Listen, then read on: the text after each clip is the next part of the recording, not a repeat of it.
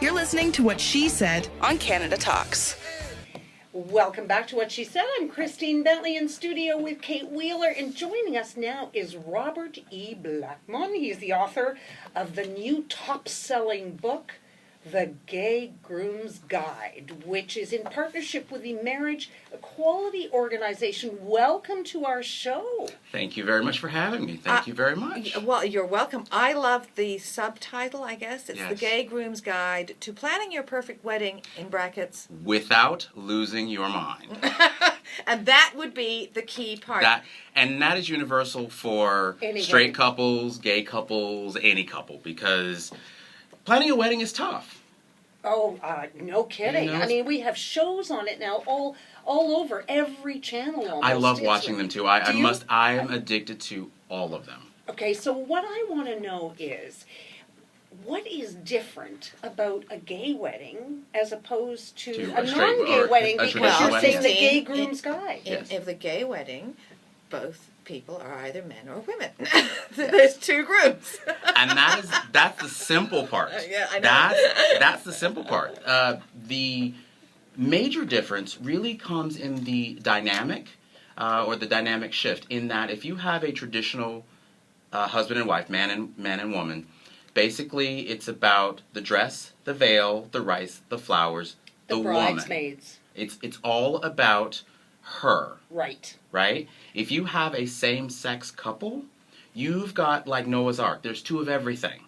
And so you have a different dynamic, because if you have two women who are getting married, they're both brides. So they both are going to want the attention, usually. Right. If it's two men, same thing. But men are different, because the reason I wrote the book was because I've been a writer in Los Angeles for 25 years.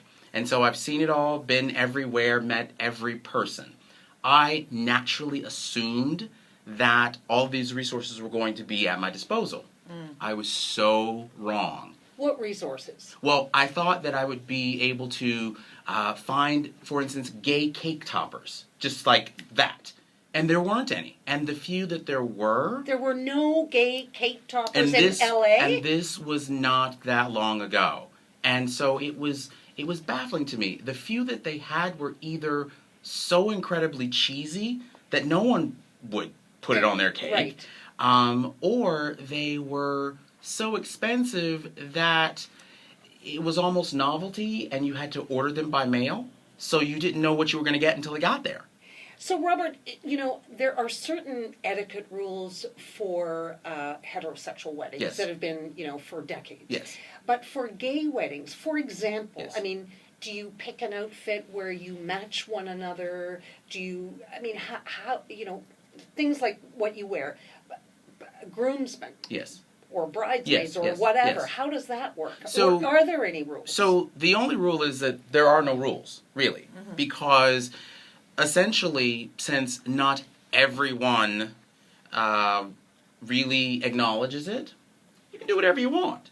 And because this is your wedding, and that's why I pin it, your perfect wedding, it's because it's perfect to you, or perfect to you, or to whomever is hosting the event. And so in terms of what you wear or any decisions that you make, it really is a perfect dynamic, because unlike a heterosexual couple, which sort of takes us back to your first question, you have a true compromise of the two persons. They both have to show up and both participate in what the outcome is going to be. The guy doesn't just get to show up in his monkey suit and say, like most guys. And that was sort of like the booby trap with my husband and I, because we were like, oh, there's nobody to do so this. for things like, for example, it used to be that the cost was borne by the bride's family and all that stuff, and the rehearsal dinner was picked up by somebody else, and the booze was picked up by somebody else, and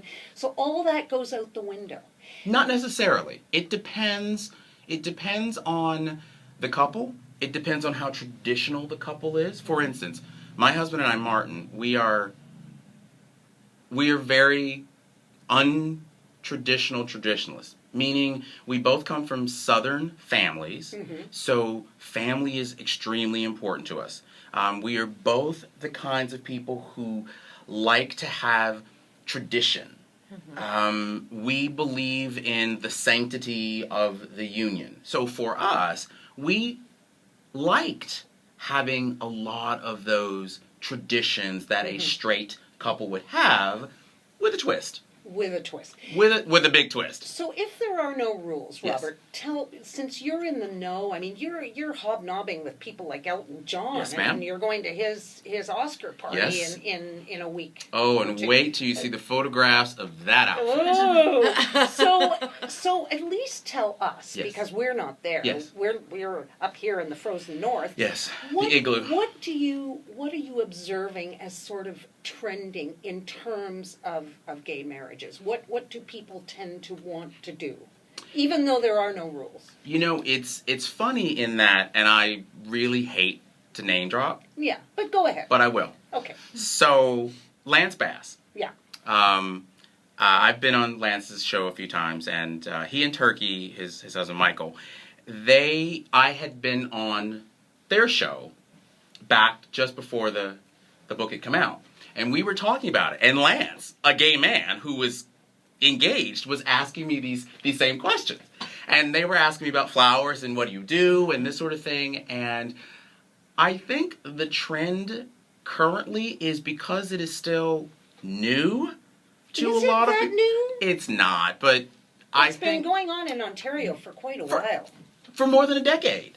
Yeah. For more than a decade. That's why we actually got married here, because it's actually legal. Right. But I think the trend is that because it is new to the mainstream, or it feels more mainstream to people, people can treat it like a heterosexual wedding, and they're going all out.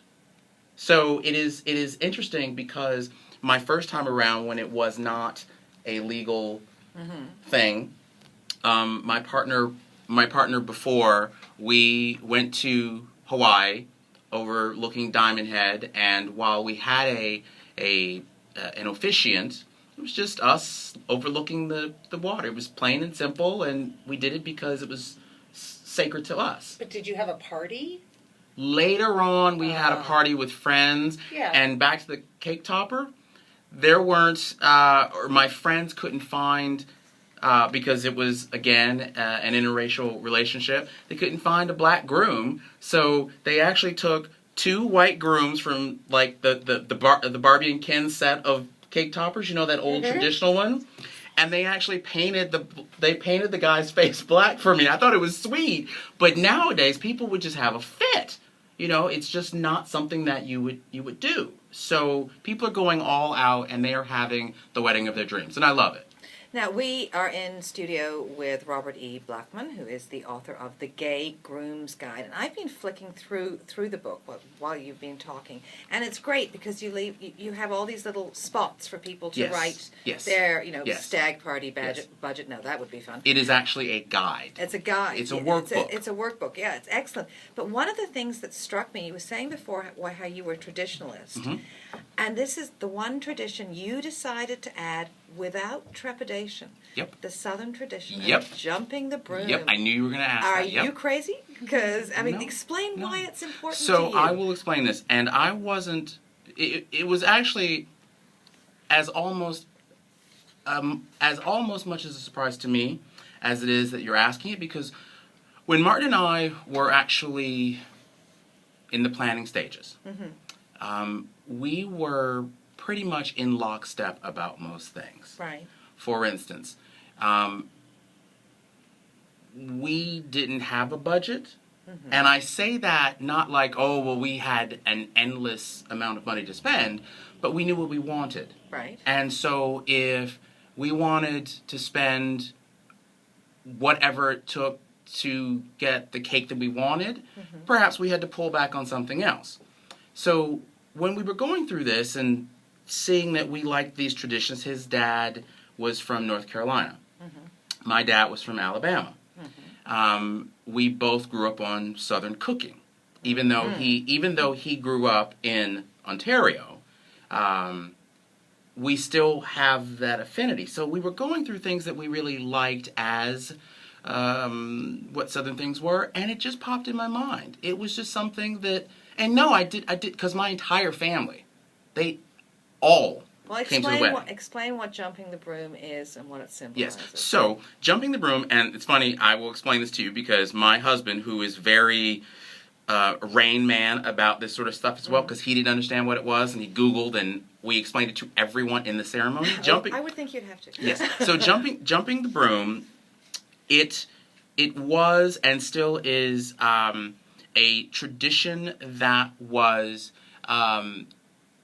created during slavery, during slavery in the States, and what blacks would do when they were having their wedding ceremony at the end after they were pronounced husband and wife, ceremonially the broom, and back then it wasn't a traditional broom, it was usually like something, a whisk broom kind of thing, or even a broom where they're sweeping the chimney or whatever.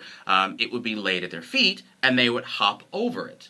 And what it signified was, it was signifying a fresh start, sweeping away all of the negativity of before and just bringing in something fresh and new. And so it actually came back in vogue when the television series Roots appeared in 1977, at 76, 77. And it was just something that just sort of popped into my head, and I thought, yeah, we're going to do it. And Martin had no problem with it at all. And the thing that I loved most about it was that while Martin's mom had passed away, his oldest sister, she inherited the home that they grew up in. They had a chimney broom that they always used by the fireplace. And so she actually, as a wedding gift, gifted us the broom from the house for us to use. And so she's the matriarch in their family. And my mom, Miss Clara, we asked her if she would participate by laying the broom for us. And so in photograph, I think it's in that photograph, if not the one before, Miss Clara is laying the broom down, and then we jump over it. So it really was a complete family affair. It was wonderful. It's wonderful. It's an excellent guide and an excellent, takes you through everything from the rings, because men don't tend to wear an engagement ring and a wedding ring. Correct. And I think both women do. I think Ellen just wears one band and Portia wears two. But there's so many different ways. Whereas Lance and Michael actually wear two. They actually went through 3 rings, and I'm kind of jealous about it, but that's neither here nor there. But yeah, actually I have an engagement ring, which I actually talk about in the book. And you can't see it unless I'm usually wearing, I'll show it to you. This is actually my wedding ring. It's a simple gold chain, and the story very quickly goes, when Martin proposed to me, we were on our way to San Francisco, and we were at this amazing cliffside getaway up in Northern California. And just as we were about to turn out the light to go to bed, he said, "Can you reach over in my bag over on your side of the bed?" I said, "Sure." And he says, "Open it up," and there was a long gold box. You know, those jewelry boxes, the long gold, like a tennis bracelet's in. I said, "Yeah," and he says, "Open it." And I opened it, and there was this chain, and he says, "I noticed that you never wear jewelry, and I didn't know what your ring size was, so I saw this, and I said, hopefully this will do." And I just immediately started to cry. And he put it around my neck, and that was, he'll kill me if I don't remember the date. It was, I think it was, I think it was September 3rd, 2008, and it's never, ever, ever been off my neck since. Oh, that's all right. Well, I don't have 2 rings because I do a lot of gardening, so we combined the engagement ring with the circle around That's beautiful. to do that. So there's all kinds of different ways. Yeah, they should incorporate who you are. Well, we have to let you go. We could keep you here all Thank you day. very much. This is such it. a fabulous guide, Thank and we're giving it to each of some people we know that maybe Wonderful. this would May need make it Yes, there you go. someday. Maybe There you a go. little push. Now, do you have another book in you, do you think? Oh, On this subject? yes. You must have had a huge amount of reactions. It's been wonderful, and the surprising thing is that people who aren't gay have stopped me at various events and said, "Thank you for this because I have some gays who just don't know what to do." So it's been great. So I have 2 books that I'm currently working on at the same time. There's the Gay Groom's Guide to Planning Your Perfect Honeymoon or Holiday. Okay. And which is the follow-up, and then there's also another one that I'm doing right now. I'm telling you exclusively now. It's the Gay Groom's Guide to Fitness Over 40. It is an exercise and Ooh. life, well-living book for people who have busy lives. And when So do you think that'll come? Those will it's come actually out? coming. The second book should be out at the beginning of May, and the fitness book will be out by the end of May. And the current book can be bought where? Thank you very much. It can be bought at Amazon or on Kindle. You can buy it at thegaygroomsguide.com. You can tweet me at GayGroomRobert or like me on Facebook. I can get it to you anywhere. Allegedly, we're going to be on iBooks by the end of the month, but we'll see. Thank you very much, and come back because we want to talk all about the fitness. We will. Thank Yeah. you very much for having me. Click the channel subscribe button for full-length interviews and more from What She Said here on YouTube.